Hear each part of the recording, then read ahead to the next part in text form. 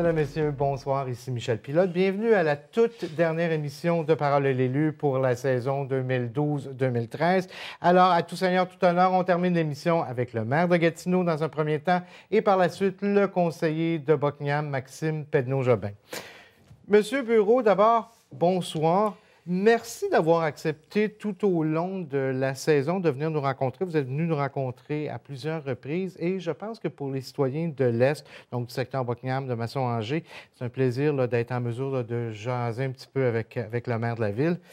Évidemment, il y a plusieurs sujets dont on va parler aujourd'hui. J'aimerais qu'on commence par le rapport de la firme Raymond Chabot Grant Thornton qui a été rendu public par le quotidien Le Droit. On n'était pas prêt, je pense, au niveau de la ville à le rendre public. On dit des choses qui sont un petit peu perturbantes, si on veut, par rapport aux fonctionnaires. On travaille 17 heures par semaine. Mais vous avez voulu, dans un premier temps, mettre les pendules à l'heure. Oui, parce que je pense que, comme dans toute organisation, je pense que si on veut faire avancer une organisation, on a besoin de nos employés. Or, il y a 3500 employés à la ville de Gatineau, puis je pense que la plupart là, ont le désir de travailler pour la ville. Il y a très peu je dirais généralement, il y a très peu de grands départs. Les gens choisissent de travailler dans la fonction publique pour très longtemps. Et puis, quand on lit que c'était 17 heures de travail pour un col bleu, je pense qu'on a défait certains éléments du rapport. Et ça, 17 heures, on y arrivait après avoir enlevé les vacances annuelles, après avoir enlevé les pauses, ce qui est la même chose pour tous les employés. Vous avez le droit à vos pauses, vous avez le droit à vos congés annuels. Puis finalement, on arrivait à 17 heures. C'est sûr qu'il y a un comité sur l'efficience un petit peu. On veut trouver des économies de coûts avec nos employés, mais le travail doit se faire avec nos employés. Puis ce que j'ai trouvé dommage dans ce reportage-là, c'est qu'on tue pas la démarche, mais on a déjà commencé une démarche aux travaux publics depuis 2 ans pour gagner en efficacité avec nos travailleurs, puis on le fait tout le monde ensemble. Donc, il y a beaucoup d'initiatives qui ont été faites chez l'École bleue pour réduire les pertes, pour faire en sorte qu'on se rapproche le plus possible là, du 35 heures semaine, mais il y a très peu d'employés qui travaillent que 17 heures par semaine. Il ne faut pas non plus oublier que c'est un rapport qui avait été demandé par la Ville, et ça, dans le but d'économiser, on parle de 15 millions d'ici 2015. On veut économiser 3 millions par année, et c'est un des exercices qu'on doit faire. Oui, donc c'est de travailler avec nos employés puis voir comment on peut mieux travailler dans notre ville. Mais ça, je pense qu'il faut se donner du temps puis il faut le faire avec nos employés. Puis je pense que tout le monde est prêt à collaborer à ça. C'est un rapport qui a été fait en début d'année. Oui. Il y a quelques semaines, Action Gatineau qui réclamait, on a même fait une demande au droit de... Mais on réclamait que le rapport soit rendu public et on hésitait un petit peu là, du côté de la ville de Gatineau. C'est finalement le quotidien Le Droit là, qui en a obtenu une copie. Puis je trouve ça dommage que le quotidien Le Droit en ait obtenu une copie. C'est certainement un élu qui a dû le remettre au quotidien parce que c'est un rapport qu'on n'avait pas décidé encore si on le rendait public ou pas. Puis du traitement qu'on en a fait, moi, je suis très hésitant à rendre ça public. Je pense qu'il faut surtout travailler avec nos employés. Puis il y a une démarche qui est commencée sur les travaux publics depuis 2 ans, puis ça va très bien, mais je pense qu'il faut travailler avant tout avec nos employés. Mais Action Gatineau prétend qu'on dit qu'il y a des lacunes de communication et on met le blâme tout en haut de la pyramide, autant du côté des élus que de la direction générale. Comment vous réagissez quand, finalement, chaque fois qu'il y a quelque chose qui ne va pas bien, c'est du côté des élus? Bien, je suis un peu habitué. Disons que ça fait... Je suis dans ma 8e année et puis souvent, quand les dossiers ne marchent pas là, à la satisfaction de 100 des citoyens, on met le blâme sur le maire ou sur le responsable du dossier. Donc, je pense qu'il faut vivre avec ça, mais je pense qu'il y a eu beaucoup d'améliorations dans ce dossier-là et puis dans les infrastructures. Il y a beaucoup de progrès qui est fait depuis qu'on a fusionné la ville. La semaine dernière, M. Pedneau-Jobin, qui est le chef d'Action Gatineau, disait que le million... parce qu'on se rappelle, question de revenir dans le temps, en 2010, à votre retour de Copenhague, vous avez déterminé qu'on manquait d'argent pour le réseau de pistes cyclables. Vous avez doublé le budget, donc, qui est maintenant établi à 1 million de dollars. Et M. Papineau-Jobin disait que c'était finalement insuffisant parce qu'on est loin d'être en mesure de compétitionner avec les grandes villes. Ah, il reste encore beaucoup de travail, puis on le voit. Là, moi, je le vois parce que je vais à Montréal assez régulièrement pour des réunions. Puis à Montréal, on a vraiment pris je vous dirais, le virage vélo. Oui, oui, oui. Il y a donc plusieurs dizaines de millions qui sont mis dans le réseau de Montréal. Puis je pense qu'on devra faire la même chose dans le secteur de Gatineau, particulièrement pour faire les bouts qui sont manquants pour rejoindre certaines pistes cyclables. Puis il y a certains secteurs dans la ville qui sont plus dépourvus. Donc, il y a une analyse à faire, mais aussi les gens demandent de plus en plus d'avoir des facilités pour aller le plus rapidement au travail. Donc, on a des bons sentiers récréatifs, mais il nous manque un petit peu des parcours, là, je dirais, plus utilitaires pour ceux qui veulent faire du point A au point B pour se rendre à vélo au travail. Puis je pense que c'est là-dedans il va falloir mettre nos énergies dans les prochaines années, mais je ne suis pas contre du tout de mettre plus d'argent dans le vélo. Je pense que ça va prendre un virage du prochain conseil municipal, un peu comme on l'avait fait il y a quelques années pour finir tous les parcs orphelins qui traînaient depuis 15, 20, 30 ans. Et je pense qu'à un moment donné, il faudra donner un gros coup pour le vélo pour faire ce qui reste à faire. Donc, le prochain conseil, peut-être vous allez en faire partie. On en parlera un petit peu plus tard. Un rapport qui est sorti il y a quelques semaines, qui a été présenté par l'Institut de la gouvernance. Quelques-uns des élus du conseil actuel qui ont commandé cette étude-là. Et on revient aux mêmes conclusions que ce que ces conseillers-là disaient, c'est-à-dire, pour être plus efficace à la ville de Gatineau, on devrait réduire le nombre de conseillers de 18 à 12, tout en augmentant les salaires. Est-ce que c'est un point de vue que M. Bureau, le maire actuel, partage? Bien, ce qu'on est en train de faire actuellement, il y a un comité qui est formé pour revoir un petit peu les commissions et les comités. Donc, il faudra regarder si on ne va pas réduire avant tout le nombre de commissions et de comités. Donc, il y aura peut-être au bout de l'exercice, moins de commissions et de comités. Les gens qui accepteront de mettre du temps là-dedans pourraient peut-être être mieux payés. Mais on a une structure avec 18 conseillers présentement, puis on pourrait fonctionner avec cette structure-là de 18 conseillers, je pense, pour les 10-15 prochaines années. Parce qu'aller jusqu'à 500 000 de population, je ne pense pas qu'on a besoin de changer la structure. Donc, on pourrait peut-être regarder dans un premier temps si on ne pourrait pas, plutôt que de réduire le nombre de conseillers, si on ne pourrait peut-être pas fonctionner à mesure que la population va grandir, continuer à travailler peut-être avec 18 conseillers jusqu'à encore un bon nombre d'années. Parce que c'est vraiment le minimum que la loi prévoit actuellement. Il faudrait faire une dérogation pour... oui, il y a certaines villes qui l'ont fait, mais je pense que ça, si on veut le faire, ça sera une volonté du conseil, puis il faudra le faire en début du mandat prochain. Mais la rémunération des conseillers, M. Papineau-Jobin dit qu'on doit l'augmenter. Tout le monde est d'accord, je pense, autour de la table du conseil, M. Bureau, pour dire que oui, on doit augmenter la rémunération. Oui, mais je pense que ça doit se faire si on a un travail d'équipe avec les 18 conseillers. Et puis, on est dedans actuellement, mais ça sera au prochain conseil de voter quels seront les budgets pour les futurs conseillers. Un dossier qui vous est très cher, vous en aviez parlé lors de votre dernière campagne électorale, c'était évidemment Destination Gatineau. On a eu le dossier qui a été présenté, en fait, les plans qui ont été présentés. On a consulté la population, mais il y a plusieurs personnes qui disent on a consulté, mais on n'a pas écouté ce que la population avait à dire. On reproche notamment de concentrer uniquement là, sur 1 kilomètre carré, presque le 135 millions de dollars.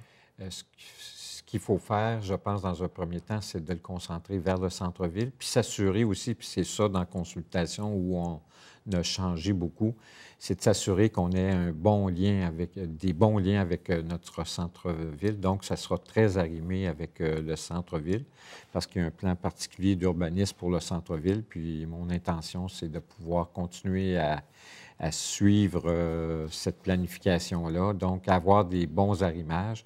Mais je pense que autant comme des grandes villes comme Montréal, comme Québec, on a choisi de travailler plutôt vers le centre-ville dans un premier temps. Et après ça, ça débordera vers l'extérieur. Mais on doit s'assurer que les 3-4 millions de touristes qui ne viennent pas à Gatineau puissent traverser la rivière, puis qu'on puisse répondre à cette offre touristique-là. Puis je pense que c'est aussi nos citoyens qui vont en profiter. Je regarde un petit peu dans le Vieux-Port de Montréal. On est passé d'1 million de visiteurs à 7 millions. Puis aujourd'hui, la moitié de ces visiteurs-là sont des Montréalais ou de la région métropolitaine. Donc, dans un premier temps, je pense qu'il faut commencer dans le secteur de Gatineau et de Hull, et on va viser ces deux secteurs-là dans un premier temps. On sait que la semaine dernière, un bel exemple, en fin de semaine, le Festivière qui a attiré 35 000 personnes, à peu près là où Destination Gatineau va être implantée. Avez-vous eu le temps ou avez-vous eu un certain intérêt à regarder ce que Action Gatineau proposait, c'est-à-dire la destination tout Gatineau, donc beaucoup concentré au centre-ville, mais aussi dans les différents secteurs? Oui, mais je pense qu'il faut quand même concentrer dans un premier temps. Bien, on va visiter deux secteurs dans un premier temps. Il y a près du musée des civilisations, ouais. là. Mais aussi, il ne faut pas oublier qu'on va refaire la rue Jacques-Cartier, là, dans le secteur de Gatineau, qui va être un peu l'entrée de ce projet-là. Donc, le secteur de Gatineau, le secteur de Hull. Puis je pense que ça, peu à peu, peut-être qu'en ayant des meilleurs axes de communication, on va pouvoir amener une certaine activité soit vers l'ouest ou vers l'est après. J'aimerais qu'on parle pendant quelques instants d'un dossier qui est un petit peu plus particulier à notre secteur, c'est-à-dire l'édifice qu'on appelle le Poulailler, que vous connaissez, que vous avez vu au coin de Joseph, qui est complètement en décrépitude maintenant. Est-ce que maintenant qu'on sait que le projet de spa ne fonctionne pas, est-ce que la Ville pourrait peut-être regarder de façon plus intense la possibilité de l'acheter et d'en faire démolir et faire quelque chose avec ça? On va regarder ce qu'on peut faire, mais je trouve dommage que le spa que vous dites, là, je pense que c'était un beau projet sur le bord d'une rivière. Ça aurait été un très beau projet pour le centre-ville et je trouve ça dommage. Puis on pourrait peut-être faire du stationnement, mais je trouverais ça peut-être un peu dommage parce qu'on est en pleine zone commerciale. Puis je pense que pour revitaliser le centre-ville, on a peut-être besoin de quelque chose d'autre qu'un stationnement, mais il faudra travailler dans les prochains mois à trouver peut-être une vocation, voir ce qu'on peut faire avec ce terrain-là. Monsieur Bureau, évidemment, c'est la dernière fois qu'on vous reçoit pour cette saison-ci. En quelques mots, avez-vous, oui ou non, pris une décision quant à votre retour l'an prochain à la mairie? Non, pas encore, mais ce que je peux dire aujourd'hui, cette décision-là sera très certainement prise avant qu'on parte en vacances. Donc, je vous l'annonce aujourd'hui. Les citoyens pourront le savoir avant qu'on parte pour les vacances estivales. Et puis, il ne faut pas oublier qu'on s'engage pour 4 ans, puis qu'une élection à la mairie, c'est 2 millions de dollars. Voilà. Donc, c'est ça. On va suivre cette proche. Merci infiniment, Merci à vous, puis je souhaite un bon été à vos auditeurs. Voilà. Alors, restez des nôtres tout de suite après la pause. Maxime Pedneau-Jobin. Le séminaire des amputés de guerre, on est une grande famille, on a toute hâte de se voir. Il y a des grands, il y a des petits, puis les grands apprennent des petits comme les petits apprennent des grands. J'ai toujours aimé prendre des photos. J'étais la photographe désignée de la famille. Quand j'ai voulu poursuivre ma passion, les amputés de guerre m'ont financé ma nouvelle prothèse. Pour moi, l'Association des amputés de guerre, ça m'a apporté d'être simplement bien avec moi-même. Je suis juste moi. Je m'appelle Clémence. À ma naissance, il me manquait un pied, fait que j'ai une prothèse. C'est très utile.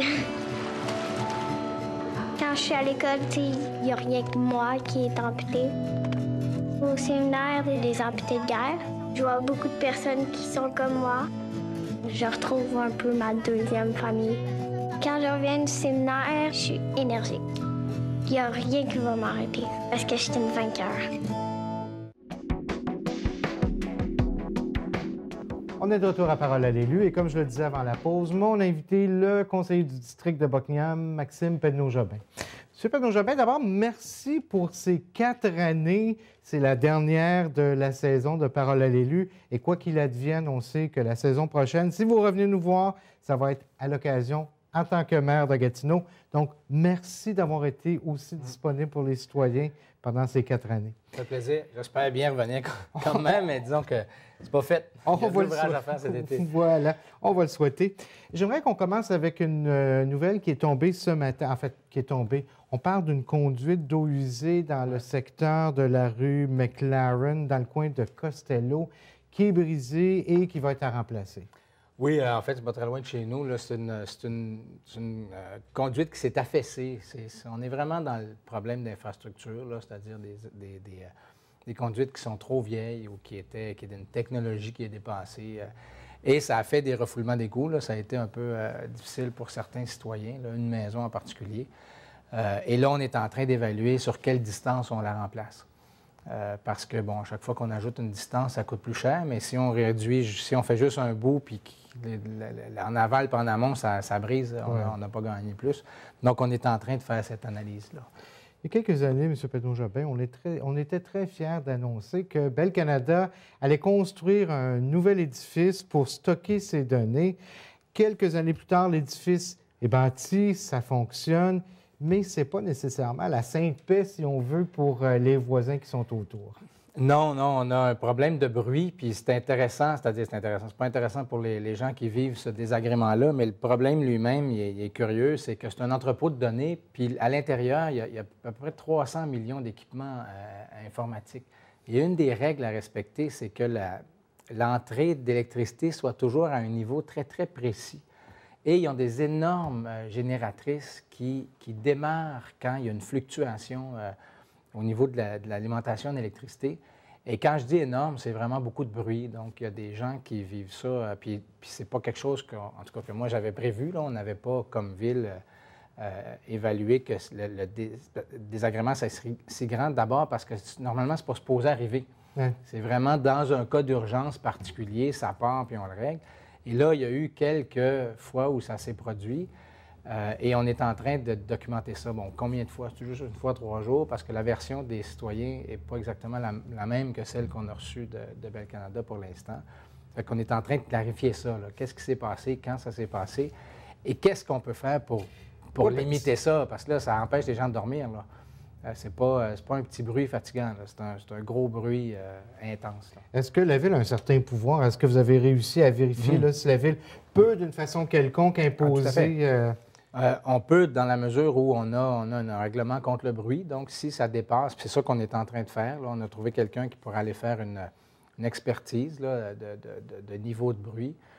On est en discussion avec l'entreprise. C'est pas la plus petite entreprise au Québec, là, c'est Bell Canada, donc ils ont des outils pour mitiger un peu, pour limiter l'impact sur les gens.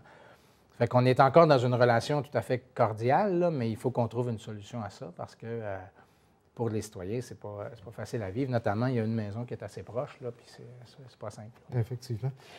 Schéma d'aménagement, on sait que la Ville de Gatineau voulait investir beaucoup dans le parc d'affaires dans le coin de l'aéroport, mais avec le nouveau schéma d'aménagement, il semblerait qu'on veuille peut-être moins investir dans ce coin-là et plus dans notre secteur ici. C'est-à-dire que ce qu'on fait, c'est qu'on a réévalué un peu les besoins qui étaient très grands à l'aéroparc. Et ce qu'on fait, c'est qu'on déplace une partie des espaces nécessaires à l'est. Puis pour moi, ça, c'est un geste qui est important parce que si on veut préserver ce qu'on a de beau à Buckingham et à Masson-Angers, là, donc la capacité de travailler puis d'habiter dans notre quartier et d'y avoir des loisirs, tout ça, ça prend des jobs, ça prend des emplois, ça prend des postes que les gens peuvent combler. Donc, d'agrandir le parc d'affaires ici, en fait, d'en faire un nouveau, plus grand, qui consolide, en fait, l'idée de pôle d'emploi à l'Est. Pour moi, c'est une bien bonne nouvelle. Parce que s'il n'y a pas d'emploi, on va ressembler de plus en plus à une banlieue qu'en fait, on n'est pas. On est vraiment un pôle commercial. Puis, fait que pour moi, c'est une bonne nouvelle là, dans le nouveau schéma. Ça ne veut pas dire que ça ne sera pas fait demain, mais on a la volonté, comme ville, d'avoir un pôle d'emploi fort ici. Mais est-ce qu'on a une idée pour le moment de l'endroit où ce nouveau parc industriel pourrait être installé? Il y a un endroit théorique idéal, c'est en arrière des commerces le long de l'Épine, mais c'est des terres agricoles. Ouais. Donc, on n'est même pas sûr nous-mêmes de vouloir transformer ces terres-là parce que c'est des terres de bonne qualité. Là, on essaie de voir si c'est possible de faire un échange. Si on transforme des terres où il pourrait y avoir du résidentiel en terres agricoles, etc. C'est pas simple de faire ça avec la Commission de protection du territoire agricole. Si ce n'est pas sur l'Épine, ça serait le long de la bretelle qui contourne Buckingham pour aller, disons, à l'Ange-Gardien.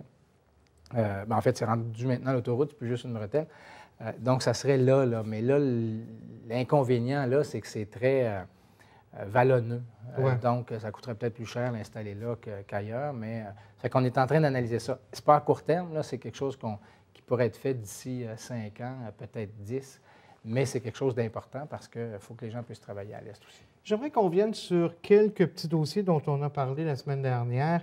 D'abord, vélo. Vous réclamez plus d'argent de la Ville de Gatineau pour, entre autres, compléter le réseau de pistes cyclables. On sait qu'il y a des pistes là, où ça arrête en plein milieu de nulle part. Les pistes ne se rejoignent pas. 1 million de dollars qui est actuellement dépensé par la Ville de Gatineau.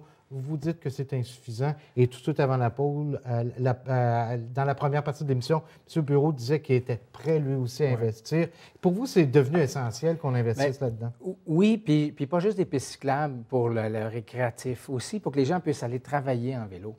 Puis ça, c'est pour toutes sortes de raisons. D'abord, parce que notre système, on était parmi les premiers au Québec, puis on a pris du retard, puis on ne peut plus prétendre au titre de capitale du vélo au Québec, qui pour moi c'est plate autant au niveau de notre identité que de notre positionnement pour les touristes. Mais là, on a vraiment des situations particulières où il y a une piste cyclable qui commence, il y a un trou, ça recommence après. Ouais. Des rues qui sont aménagées pendant juste un petit bout, pas sur tous les trajets. Et là, on ne parle pas juste d'ici, on parle aussi carrément au centre-ville. Là. Même pour les gens qui partent du centre-ville de Gatineau pour aller travailler dans celui d'Ottawa, même pour eux, c'est difficile. Là, tant qu'à moi, on est dans l'essentiel. Puis le gain pour nous est important. C'est que chaque personne qui abandonne son auto, c'est bon pour l'environnement. C'est aussi des rues qui sont moins usées. Là. Disons qu'un vélo, ça prend du temps avant d'être obligé de changer l'asphalte. Donc, c'est un gain pour la santé. Là. C'est des gens qui sont plus en santé, au moins à l'hôpital, etc. Donc, pour moi, il faut qu'on regarde ça, qu'on fasse le portrait de ce dont on a besoin pour le récréatif puis pour l'utilitaire. Et qu'on augmente les investissements, parce qu'1 million par année, là, on a fait la rue Churchill à Buckingham, ce qui n'était pas une grosse rue, puis ça nous a coûté 1 million. Évidemment, pour le cycliste, ce n'est pas le même type d'infrastructure, mais ça vous donne une idée. Là, quand on touche à l'asphalte, c'est cher. Ça fait qu'il faut qu'on augmente notre contribution. M. Benoît-Jobin, on sait tous quel genre d'été vous risquez d'avoir, c'est-à-dire vous risquez de marcher beaucoup, d'aller rencontrer beaucoup de citoyens, de serrer beaucoup de mains, mais il y a plein de belles activités qui vont être dans notre secteur ici à Buckingham. On en a, la semaine dernière, c'était le lancement de Gatineau, Festival Gatineau en Or, exactement. Et pour vous, c'est un incontournable, si on veut, dans notre secteur. Oui, c'est un superbe festival. Là. Il y avait eu une première édition il y a 2 ans. Moi, j'étais allé avec les enfants, puis c'est vraiment, là, il y était une 50aine d'artistes à l'époque, puis c'est vraiment 50 univers qu'on montre aux gens, puis c'est vraiment beau. Moi, les enfants se promenaient, puis ils voyaient un type d'œuvre, après ça, un autre type, puis pour chaque artiste, ça se ressemble un peu. C'est vraiment leur univers intérieur. C'est quelque chose de très beau, puis quelque chose d'un peu magique là, pour les familles. En plus des gens qui s'intéressent aux arts visuels, là, à la peinture. D'autant plus qu'on apprenait cette année qu'on va pouvoir quand même toucher nous-mêmes aux arts, entre autres avec les arts éphémères qui vont être disponibles sur les lieux de la musique et tout ça. Mais on a eu aussi le lancement officiel du festival Buckingham en fête. Écoutez, il y a peu de gens qui auraient cru il y a 2 mois, je suis convaincu que vous-même, vous ne croyiez pas qu'on allait faire cette annonce-là. Et c'est tout un beau festival qu'on nous annonce cette année. Oui, moi, c'est-à-dire qu'on y croyait quand on regardait dans les yeux des bénévoles. Ouais. Parce qu'il n'était pas question qu'ils laissent tomber ça. Mais oui, ça a été difficile. Là. Il y a eu des hauts et des très bas. Mais je suis vraiment content qu'on ait ça. C'est une locomotive à la fois identitaire, là, ça met notre quartier sur la carte, qu'économique, ça attire beaucoup de gens chez nous, ça fait connaître un peu notre offre, ça fait connaître la beauté du quartier. Donc, je suis sûr qu'il y a des gens qui reviennent. Moi, dans tous ces lancements-là, on a lancé un document qui est vraiment intéressant. C'est une première. C'est vraiment... c'est fait avec la ville, l'Estacade et je crois que les gens d'affaires sont dedans aussi. Oui, tout à fait. C'est un calendrier de tout ce qui se passe cet été à l'est, puis c'est ça que j'aime beaucoup, c'est Buckingham-Masson-Angers, l'ange gardien. Donc, c'est vraiment la communauté réelle. On ne s'est pas chicané sur les territoires de municipalité. Là, on a dit, bien, à l'est, la réalité, c'est ça. Ça fait qu'on a fait un calendrier commun. Moi, j'ai fait entrer, je ne sais pas si c'est fait au moment où on se parle, mais dans le portail de Buckingham, là, le site Internet, le portail de Buckingham, l'ensemble de ces activités-là. Parce qu'il y a vraiment beaucoup de choses qui se passent cet été, puis pas juste la campagne électorale, là, il y a des choses où les familles peuvent aller, là, puis on va passer un bel été. Et en fin de semaine, c'était aussi l'inauguration d'une exposition permanente, je pense, sur les pompiers, l'histoire des pompiers, ici même à la caserne Cadieux-Laflamme. Et vous étiez présent. C'était une belle expérience, entre autres pour votre garçon, vous me disiez. Ben oui, mon petit garçon, il a passé 40 minutes. Il y avait un pompier très patient qui lui a fait visiter tous les camions. Il y avait quelques enfants qui étaient là, se sont promenés comme ça. Mais c'est une exposition patrimoniale. Donc, c'est un peu l'histoire de M. Cadieux, qui est un ancien chef de pompier à Buckingham, et de M. Laflamme, qui avait le même poste à Masson-Angers, avec quelques artefacts, là, casques, des objets qui permettent de voir l'histoire de ces deux hommes-là, mais aussi l'évolution des services d'incendie à Buckingham par Masson-Angers. Puis il y avait la fille de M. Cadieux, était là, une dame de 80 quelques, en fait assez tard dans les 80. Et les familles étaient là. Puis moi, j'aime bien ça parce que pour savoir où on s'en va, il faut savoir d'où on vient. Comme l'a dit Roland Michaud, qui est un ancien pompier de Hall, qui était là. Ça met vraiment en valeur notre histoire. Fait que c'est une petite exposition, mais qui embellit encore notre caserne. Puis vous savez que les gens qui veulent la visiter, la caserne, là, ils vont puis ils cognent à la porte, là. Si les pompiers ne peuvent pas, ils vont dire non. Mais c'est assez facile d'entrer, puis ça appartient aux citoyens, là, on l'a tout payé. Donc, s'il y a des gens qui ont le goût de faire ça, l'accès est vraiment... les pompiers le disent, s'ils ne peuvent pas, mais s'ils peuvent, là, ils sont gentils, ils sont accueillants, puis c'est quelque chose d'intéressant à visiter. Voilà. Bien, M. Pedneau-Jobin, évidemment, en terminant, je veux vous souhaiter un bel été. Une bonne campagne électorale. On va vous souhaiter le mot de Cambronne. Et je veux aussi prendre le temps, encore une fois, de vous remercier pour la disponibilité dont vous avez fait preuve. On va souhaiter que votre successeur au poste de conseiller, vous souhaitez que bientôt on connaisse celui d'Action Gatineau. Merci infiniment. Bonne chance, bonne campagne électorale et on se revoit éventuellement. Ça fait plaisir.